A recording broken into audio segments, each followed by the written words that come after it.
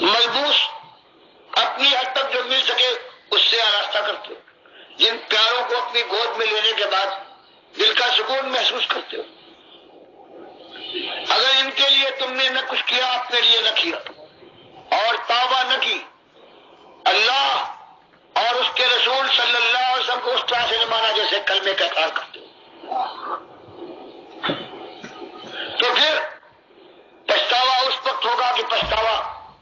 ایسا ناکامی کا پچھتاوا ہے کہ اس کے بعد کوئی تلافی نہ ہو پائے گی۔ اس لیے میں اپنے مالک سے خلوص دل کے ساتھ اپنی ساری خطاؤں کو معافی مانگ کر توبہ کر کے وعدہ کرتا ہوں کہ مالک تیرے راستے پر چلوں گا جیسے تیرے نبی صلی اللہ علیہ وسلم نے حکم دیا ہے۔ تو پیارو، کوئی تم سے نئی بات تو نہیں مانگی جا رہی ہے، وہی تمہارا اپنا کلمہ ہے، تمہارے اللہ، تمہارے آخری رسول صلی اللہ علیہ وسلم نے ہی کہا ہے۔ ورنہ جو میں نے عالم دیکھا ہے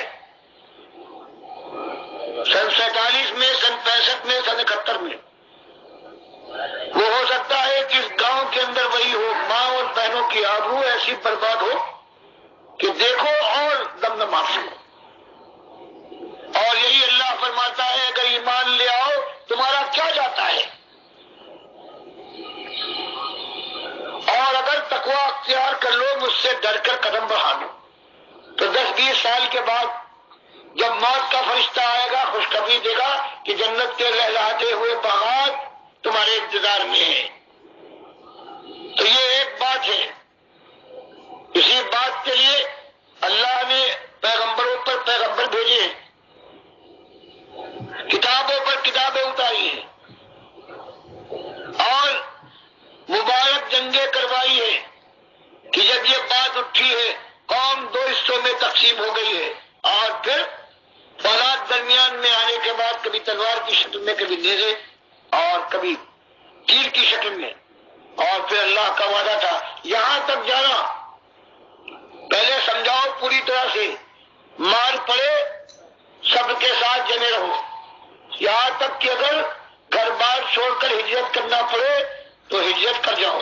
لیکن سستانے کا موقع نہیں ہے، پھر پلٹ کر انتظام کرو اور پھر فولاد کے ذریعے سے اللہ کے دین کو قائم کرنے کے لیے میدان میں اترو، اللہ تمہارا حامی و ناصر۔ یہی قرآن کا کہنا ہے، اور اسی بات کو آپ کے سامنے پیش کرنے کے لیے ہم لوگ حاضر ہوئے۔ قبول کرو تو اللہ کی رحمت سے اپنے حق میں، اپنے بال بچوں کے حق میں صحیح بات قبول کی، اور اگر رد کر دو تو ایک بوڑھے کی آواز ہے ہوا میں پھیلی، اور وہ قابل اعتبار نہ سمجھی گئی، لیکن آپ بند ہوتے وقت سے لے کر پھر ہمیشہ کے لیے پچھتاوا ہو۔ اللہ اس پچھتاوے سے سب کو محفوظ رکھے۔ اس کے بعد اب اگر کسی صاحب کو کوئی سوال ہے یا کوئی اعتراض تو میں اس کے لیے حاضر ہوں، اپنے علم تک جو مجھے آتا ہے میں اس کی صفائی کرنے کی کوشش کروں گا۔ یہ مخلص اور دردمند آواز ہے ڈاکٹر مسعد الدین عثمانی رحمۃ اللہ علیہ کی۔ میں نے اس کے اوپر پوری طرح دل کی گہرائیوں سے اعتماد کیا، اور میں اس کی گواہی دیتا ہوں کہ یہ بالکل حق کی آواز ہے، توحید کی آواز ہے، رد شرک کی آواز ہے، اور یہ صحیح معنوں میں تقویٰ ہے۔ یہ ہے تقویٰ جو سورۃ العصر کے اندر 4 حصوں میں بیان ہوا ہے: ایمان خالص، عمل صالح، وتواصوا بالحق، حق بات کی تبلیغ،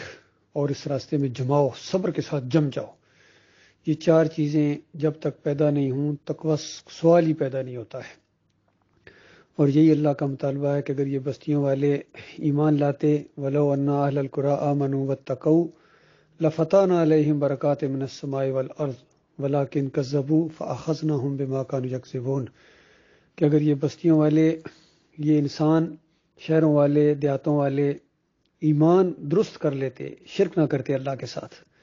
اللہ کے علاوہ کسی اور کو نہ پکارتے، نہ بتوں کے سامنے جھکتے، نہ مزاروں کے سامنے، نہ درگاہوں کے سامنے، نہ مندروں میں گھنٹیاں بجاتے، نہ چادریں چڑھاتے ان مزاروں کے اوپر، ان قبروں کے اوپر، نہ آستانوں کے اوپر، اور نہ اللہ کے علاوہ کسی اور کی نظر و نیاز کرتے، پرشاد نہ کھاتے، یہ 11ویں نہ دیتے، 12ویں کے کیک نہ کاٹتے، اور محرم کی یہ سبیلیں نہ لگاتے، واسطے وسیلے کے ساتھ اللہ کو گالی نہ دیتے، اور اللہ کے علاوہ کسی اور کو رکوع اور سجدے ثابت نہ کرتے، تو مالک فرماتا میں زمین اور آسمان کی برکتوں کے پرنالے ان کے اوپر کھول دیتا۔ لیکن انسانوں کی اکثریت نے، اور عظیم اکثریت نے اس بات کا انکار کیا ہے، اور اس کی وجہ سے اللہ تعالیٰ فرماتا ہے کہ میں نے ان کو پکڑا ہے اور میں نے ان کو کہیں نہیں رکھا، کہیں کا نہیں رکھا ہے۔ قل سیروا فی الارض فانظروا کیف کان عاقبۃ الذین من قبل کانوا اکثرهم مشرکین۔ زمین پر چل پھر کر دیکھ لو، تحقیق کرو، ذرا آگے پیچھے ہسٹری کا مطالعہ کرو، قرآن کا مطالعہ کرو، لوگوں سے پوچھو کہ پچھلی قوموں کو کیوں تباہ اور برباد کر دیا گیا تھا،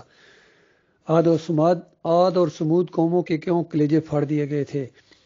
فرعونیوں کو کیوں ڈبکیاں دے دے کے پانی میں مارا، اور قوم نوح کو، اور کسی قوم کے اوپر اللہ نے پتھروں کی بارش کی، کانا اکثر و مشرک، اکثریت مشرک بن گئے تھے۔ بالکل یہی کام ہوا ہے آج، انسانیت کی جو عظیم اکثریت ہے وہ مشرک بن گئی ہے زمین کے اوپر، یہودی ہوں، عیسائی ہوں، دہریے ہوں، ہندو ہوں، سکھ ہوں، اور یا یہ مسلمانوں کے فرقے ہوں، بریلوی ہوں، دیوبندی ہوں، اہل حدیث ہوں، سلفی ہوں، سہروردی، نقشبندی، چشتی، قادری، جو بھی ہوں، سارے کے سارے، جماعت اسلامی ہو یا تنظیم اسلامی ہو، سارے کے سارے، نو یہ ستارے ہوں یا متحدہ مجلس عمل ہو، سارے بے ایمان شرک کے اندر ملوث ہو گئے۔ اور یہ سیاسی لیڈر بھی مزاروں پر جا کر چادریں چڑھاتے ہیں، سجدے کرتے ہیں، اور پھر کہتے ہیں میں مدینہ اسٹیٹ بناؤں گا، کبھی امریکہ کی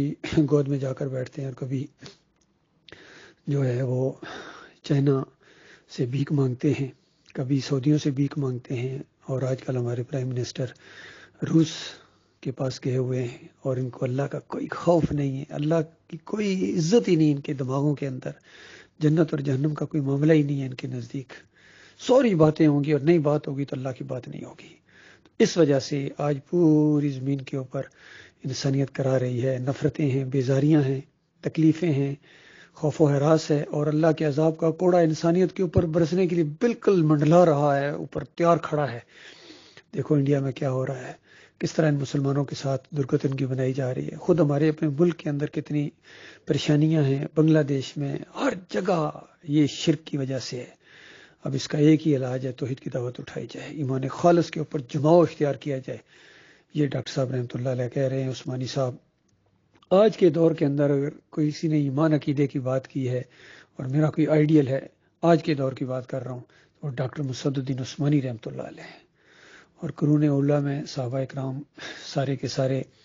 اور خاص کر ابو بکر صدیق رضی اللہ تعالیٰ عنہ، عمر بن خطاب رضی اللہ تعالیٰ عنہ، یہ میرے آئیڈیل ہیں۔ اور ہمیں اللہ تعالیٰ کا یہی حکم ہے کہ نبی علیہ السلام کی زندگی بہترین نمونہ ہے، اس نمونے کو اپنایا ان شیخین نے،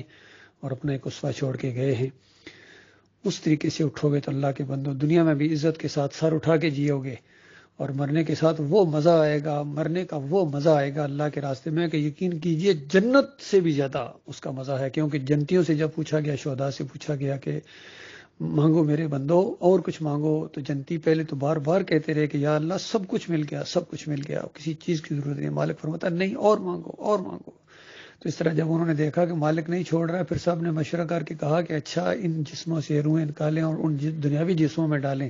تاکہ ایک دفعہ پھر آپ کے راستے میں ہم جہاد کریں، قتال کریں۔ اور وہ جو پہلا استقبال ہوا تھا، وہ جو پروٹوکول وہ ہوا تھا، یہاں ہمیں ریسیو کیا گیا تھا جنت کے اندر، تو وہ اب بار بار تو نہیں ہو رہا ہے، تو اس کا دل کرتا ہے کہ اس میں اور نکھار آئے، وہ دوبارہ دیکھیں۔ تو اللہ کے بندو یہ ہے ایمان خالص کی برکتیں۔ تو یہ سارے اعمال اس کے لیے جس کا ایمان ٹھیک ہے، تو للہ توبہ کرو، معافی مانگو، اور ہر طرح کے شرک سے توبہ استغفار کرنے کے بعد ایمان خالص کے اوپر جم جاؤ۔ اللہ نے آپ سے صرف جماؤ مانگا ہے، اور بالکل کسی کی پرواہ نہ کرو، بالکل کسی کا خوف نہ کھاؤ، اس توحید کی دعوت دو، اس سے رنگ جہاں بدلے گا، اس سے پوری دنیا کے اندر خیر آئے گی اور اصلی تبدیلی آئے گی۔ اللہ تعالیٰ اس کی توفیق عطا فرمائے۔